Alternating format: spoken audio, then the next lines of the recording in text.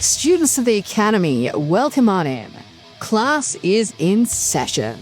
And today's topic? Freyna. Well, there's been a lot of changes to First Descendant since Ultima Freyna was introduced. She used to be the queen of mobbing, the goddess of bossing. There was nothing she couldn't do. But then, outcreep set in. Anna has dropped, Serena decimated the tier list, Ultimate Luna became a mobile tart, and Freyna? Well, she fell by the wayside. Sure, you could cobble together some builds with Arche Grid that made her kind of viable, so long as you didn't mind having 1 HP and constantly running empty on mana. But what if I told you Freyna was being slept on in Season 3?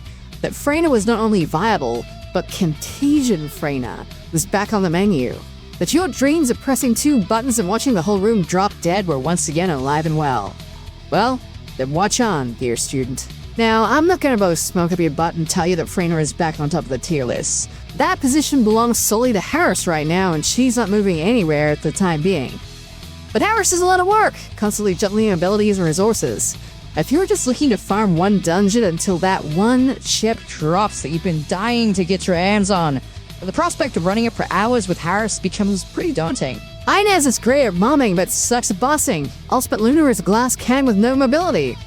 And Serena? Well, she's great if you're not running Void Vessel. Where does that leave you? Back to Freyna. No, if you want reliable farming and bossing where your brain can check out the door for 5 minutes at a time, then Freyna is your girl. And through the magic of Ancestor Modules, component rolls, and a bit of luck, you too can be scrolling TikTok with one hand while carrying your squad to your 37th wasted trip to the Supermassive Reactor with the other. Studying for tests has never looked this good. The best part? The build isn't even that special. We're not reinventing the wheel here. The chips I've slaughtered aren't something revolutionary. The only place you're gonna need a little luck is your Ancestor Module. Reroll that bad boy to get tech and toxic skill power boost ratio, because this build lives and dies by how jacked out of your mind those stats are. If you have to take a negative roll, go for something crit-based, since Freyna has always been a skilled power-based quadruped. The Secret Garden is your stat stick of choice, and nothing matters on your cores except for sprint speed, and that's all they're really good for. Same goes weapon rolls. Chips are your usual stat stick fare, just cramming in anything that makes us move faster and gives us more bullets to pew-pew with when we finally get around to busting in our unique weapon.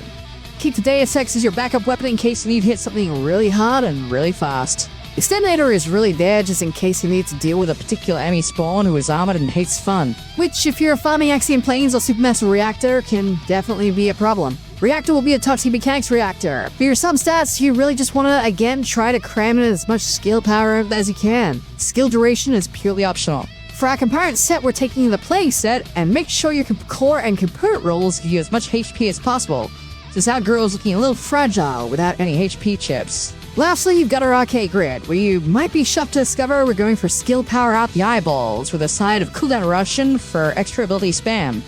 Pets are purely a matter of taste, but I like to go for a mana dog, since Freyna will be sure to earn arm off trying to get the magic juice if you're not careful. That's it, you're good to go. She might not be the tip of the spear when it comes to speed clearing or bossing, but what she does is simple, fun, and very easy to pull off. Now go forth, students, and spread a little bit of that toxic love.